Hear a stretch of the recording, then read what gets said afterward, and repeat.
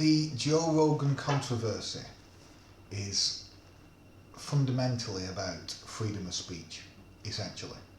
I mean, he's a multi-millionaire. I mean, he's on Spotify. They're trying to cancel him because they don't agree with his views and they believe that he is spouting out misinformation. Now, I agree that a lot of his opinions on a lot of things are basically misinformation. They are wrong. But I would still defend his right to say it and his right to be platformed, as opposed to what they're trying to do, which is when he's got millions of followers, they're trying to artificially silence him, to censor him essentially, which is an absolute disgrace. So he should be able to speak about these topics. The cornerstone of a healthy democracy, which we don't have, is freedom of speech and freedom of the press, essentially. Now, he's not a journalist, but in effect, he's a talk show host, essentially. And he gets, controversial people on his show like Jordan Peterson and so forth. And look, he's had genealogists on there, he's had scientists, fringe scientists, and many other people that take an alternative viewpoint. I would say that the vast majority of stuff I do completely disagree on, including his COVID opinions. So I disagree that ivermectin, that there's evidence that you should be using that vaccines don't work. I don't agree. I think you should be vaccinated. It should be a choice, but I think you should be vaccinated because I think that it reduces the chance of transmission and the chance of hospitalisation and death from the virus. It should only be a choice though, and vaccine passports should be completely illegal, including going from border to border or internationally. No country should say you can't come in if you've not been vaccinated.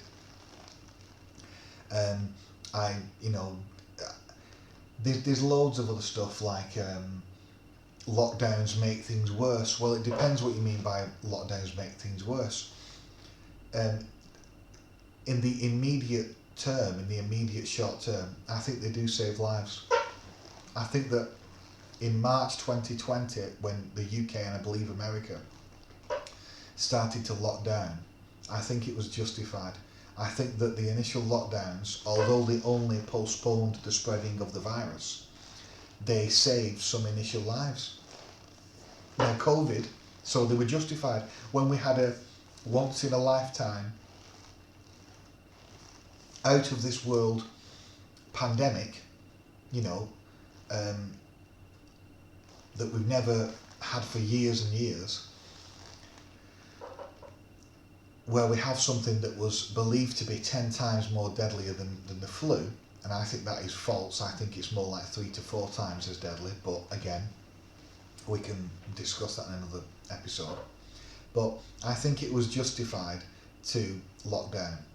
When we didn't know about COVID, we didn't know its transmission, we still don't understand, is it airborne, is it this? We didn't have a vaccine then. I think it was justified to lock down. I think that lockdown, clearly, the evidence showed it reduced the spread. Obviously, less people are interacting. Now, that's not to say that I agree that every time we should lock down when there's an outbreak. Of course I don't. We have to learn to live with it. But I think initially it was justified. So I don't agree that lockdowns in all circumstances don't work, depending on what you mean. Now, that's not to say that we fully understand all those, COVID is not a zero-sum game. There are people that will have died from cancer, from heart disease, from diabetes, from many other degenerative and viral diseases that will not have had appropriate care because they were scared of going to the hospital because they didn't want to catch COVID, or they felt as though they didn't want to be a burden on the hospitals, or they tried to go to an hospital and they were refused, or they went to the GP and they couldn't get an appointment.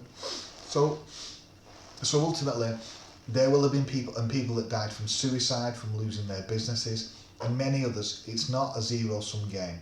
But with how deadly COVID seemed to be initially, I think it was justified. I don't agree that it's justified forever, and I don't think we should hopefully ever go back into a lockdown. It's different now because most of us have been vaccinated. I think the vaccines are great in terms of they do for those that who it is appropriate to have, but it should only ever be a choice.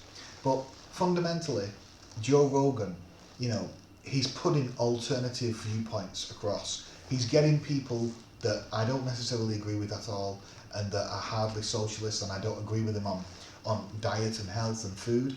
I don't think that people should be eating at all red meat. I don't think you should be eating any type of meat, including fish. I think that fish and meat should be left alone, and dairy, because as I've said, I try and live a plant-based lifestyle, so I only eat meat very rarely, maybe a couple of times a year, if that anymore. But red meat especially, I think he eats something like deer meat or something like that, or buffalo meat. I mean, buffalo meat is full of cholesterol, full of animal protein, full of hormones. It is completely unhealthy for Homo sapiens, yet he promotes eating red meat. So is that right? No, I think that if people listen to him, and people listen to, the people he gets on his show that suggest you should eat it, this kind of Paleolithic way of eating. And for the record, the Paleolithic diet is totally false. The Paleolithic diet that's espoused by people like Rob Wolf and them, and Lawrence Cordain and all them, it is totally false, and I can go into why. It's totally false because it is not the real ancestral diet for Homo sapiens. Homo sapiens sapiens are starchivores. That's our natural diet. A diet of bread, pasta, whole grains, wheat, barley, rye. A diet of rice, brown rice. A diet of beans, peas and lentils. A diet of potatoes, sweet potatoes, starches, complex carbohydrates, starch, long chains of sugars. That is the natural diet for man. That is a categorical fact. That's why we have amylase on the tongue to begin the digestion of the starches. That's why we were able to move across the world and inhabit all over the world in places where other primates cannot. Other primates have to stay where it's hot to get the fruit and the perishable vegetables, which we don't have to eat in a significant quantity. We can just live on starches with a few fruits and vegetables. That is the fundamental aspect of being a human in terms of our diet, is that we eat starch. It is overwhelmingly a categorical fact. That's how the Asians have done it with rice, as the Aztecs did with corn, as the South Americans did with potatoes, the Peruvians, beans, corn and winter squash, as the Europeans did with bread and pasta. We lived on that. We lived on bread and something similar to pasta for thousands of years. We've lived on bread for thousands of years. Oats and porridge. And these foods, the Arab Bedouins live on bread to this day. 90% of calories of the Arab Bedouin comes from a whole grain, basically, in bread. And ultimately, this is the natural diet for man. In Africa, the Bantus, they eat a grain, they eat beans, they eat grains, and they live very healthy, long lives. They are not overweight, and they don't have any significant degenerative diseases. Heart disease, high blood pressure, cancer, arthritis, autoimmune disease, vision loss, sexual impotency. These diseases are not natural to humans, and I believe that a starch is the natural diet for man. So I believe if you listen to Joe Rogan, you're totally batshit insane, because it's total BS. But I would still defend his right to say it. He should be able to say what he reasonably wants. Now, at the same time, other people shouldn't have to feel associated with him, but they're not associated with him just because he's on Spotify. Spotify is, it has a monopoly.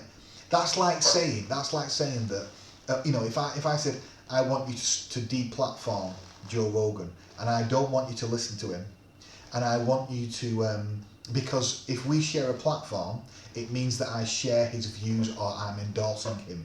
That's total BS. There's people all over YouTube. YouTube has people on the extreme communist left. The vast majority are not, though. The vast majority are capitalist right wing, unfortunately. And there's certain restraints that make that the way it is. But just because we both share the same platform, it doesn't mean to say that we share the same views. And number two, he has millions of viewers. People see him not just as a source of information, although they do to a large degree. They see it as entertainment and getting alternative views, even if they don't fully agree. Now, don't get me wrong, many of his 11 million supporters on Spotify, or people who watch it, many of them will believe a lot of the right-wing, alt-right BS that comes out. But so what? I mean, ultimately, this is freedom of speech and freedom of expression, and expressing alternative viewpoints. He takes an alternative view to many of these things. I don't agree with the vast majority of them. I come from a much further left communist position, and I think he's wrong on many of it. In diet, politics, ivermectin, COVID, lockdowns, and so forth. I disagree on practically all of that with him. But ultimately, I don't accept in any capacity that he should be deplatformed. He should be free to have his followers as he's naturally and rightfully got, even though I don't agree with his positions. He has naturally got them, and fundamentally he should be free to express what he believes and give alternative viewpoints. It is the cornerstone of a democracy and a healthy media and a healthy... I mean, he's not a journalist, but in a way he's kind of like a journalist in a way. He's got a massive audience. He's got millions and millions of people that watch him. And even though I disagree with a lot of what he says, a lot of what David Icke says, a lot of what a lot of the other people that have been what's his name, Alex Jones, and Paul Joseph Watson. Now, he's not been completely deplatformed, but it will probably happen to him. And again, these are all, I would agree, these are all pro-capitalists.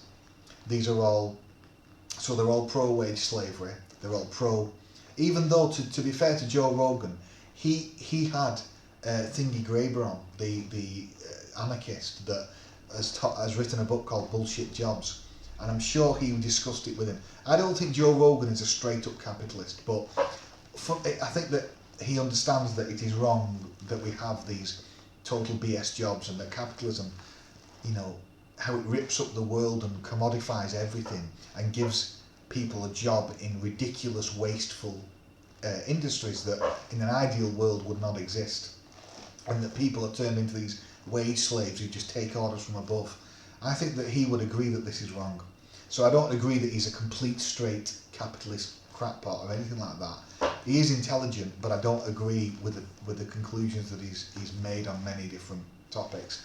But at the same time, I believe all these people, David Icke included, should have a complete right to be on our airways and to speak, and naturally, and if they want to get loads of viewers and loads of audiences, then that's part of the debate. And ultimately, we need to have other alternatives on the left, real communists and real socialists that are pushing what we believe, and we need to give the evidence to people to explain why what we're saying is correct, and why people on the right, like some of these people I've just mentioned, are wrong.